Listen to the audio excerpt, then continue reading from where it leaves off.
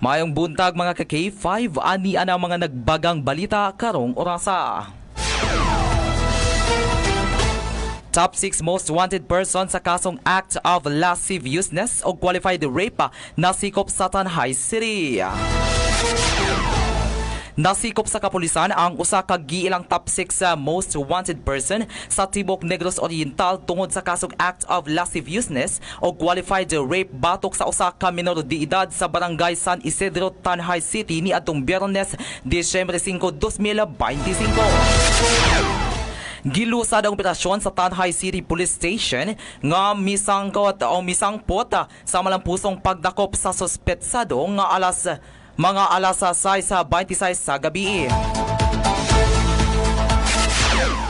Ang maong operasyon pinasikad usab sa warrant of arrest nga isyu ni Honorable Ethel B. Election Vidal, presiding judge sa Family Court Branch 17 sa Nasangpite nga syudad. Kasamtangang gikatanggong na ang akusado sa kustodiya sa Tanay CPS alang sa tukmang disposisyon. Giday gusab sa Negros Oriental Police Provincial Office or NORPO ubos sa pagpanguna ni PCOL Crescente City Tiguelo ang maong malampusong operasyon nga nagpakita sa padayon nga hugot nga kampanya batok sa kriminalidad aron masiguro ang kaluwasan o gahapsaya sa tibuok probinsya.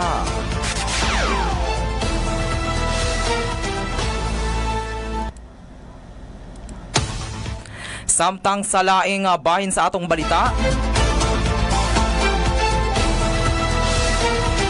LGU Canlaon padayon sa paghatod og hinabang sa mga residente nga naapektuhan sa bagyo. Nagpadayon og ang walay puas nga paghatod og hinabang sa local government unit or LGU Canlaon City ubos sa pagdumalan ni Mayor Batchoc Cardenas og hinabang ngadto sa mga residente nga naapektuhan sa bagyo. Gani mikabat sa kapina sa 1,600 ka pamilya ang nakabenepisyo sa lain-laing porma sa ayuda gikan sa nagkadaiyang sektor.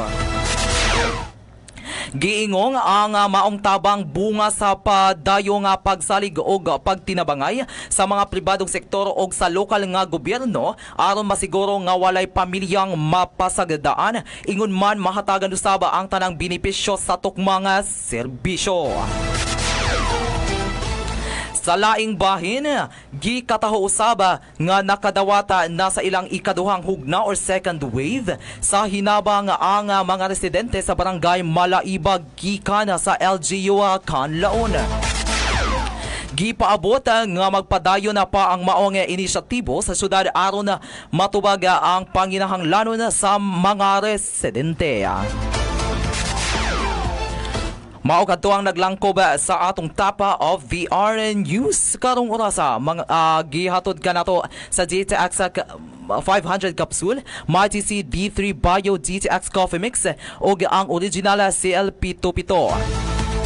At ang ininyo ang musunod nga programang K5 Ronda Balita unyang alas 10:30 sa buntag. Kauban si K5 Randy Coronel o ang programang Secret Memories sa alauna hangtod alas 3 sa hapon. Sa ngalan sa kinatibuk ang puwersa sa K5 News FM Philippines, sa among CEO ang President Doc Ramil Oy, Network Operations Manager Sir Aljan Castaño, Area Manager Mayor Pev Ubanya Naligan, Station Manager Sir Randy Coronel o partner nato sa technical side ka K5 June Tabanaw.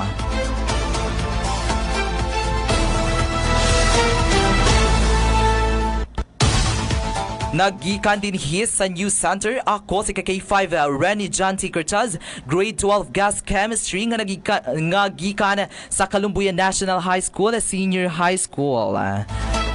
Para sa kampiyon nga balita, serbisyo publiko o kalingawan sa Negros, K5 News FM.